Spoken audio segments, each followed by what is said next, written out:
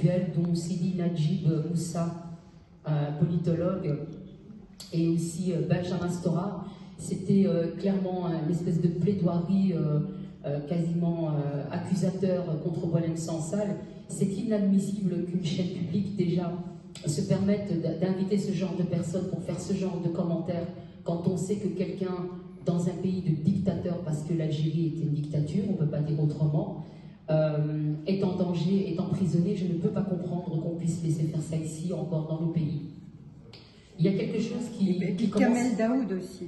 Et il y a quelque chose, effectivement aussi, on a appelé aussi, et de plus en plus de gens font des appels contre Kamel Daoud. Donc ce sont des gens, évidemment, qui prennent des positions et qui sont très courageux, qui le font d'une manière sincère pour la science, pour la culture, etc., qui s'expriment en tant qu'intellectuels. Et on sait que la liberté d'expression, c'est ce qui permet pour nous, en tout cas, de garantir notre démocratie, et c'est ce qui permet aussi d'avancer, de faire avancer la pensée et l'intelligence. Si ces gens-là, on les arrête de parler, vous savez, depuis le 7 octobre, moi j'ai l'impression, on a commencé par les juifs, et maintenant on s'en prend aux intellectuels. C'est extrêmement grave.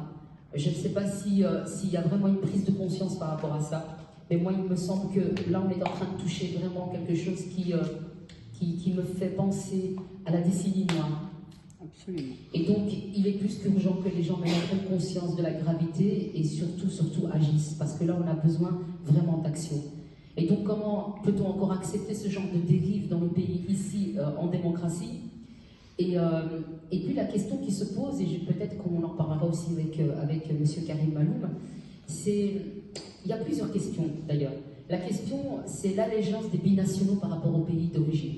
Parce que quand on voit certains intellectuels, dont M. Sidi Najib Moussa, prendre ces positions-là, c'est à se demander pour qui ils prêtent allégeance.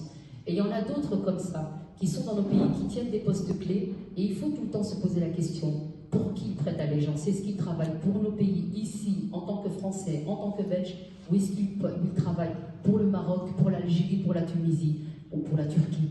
On sait que ces puissances ont énormément d'influence et qui mettent énormément de pression sur nos jeunes ici en Europe. Donc ça, c'est la première chose. Et je pense que les pays occidentaux doivent vraiment prendre cette question au sérieux et ne plus la mettre de côté et laisser passer ces dérives. L'autre question, c'est la ministre de la Culture, Rachida Dati. Elle est où depuis l'arrestation aussi de Boualem Sansal et de tous ces appels contre Kamel Daoud? Donc il faut vraiment que maintenant on puisse s'unir et surtout réfléchir à des actions concrètes. Donc sans plus tarder, ce que je vais faire, c'est que je vais laisser l'intervention de M. Jean-Pierre Liédou pendant 5 minutes. Donc tu peux venir peut-être ici prendre la parole.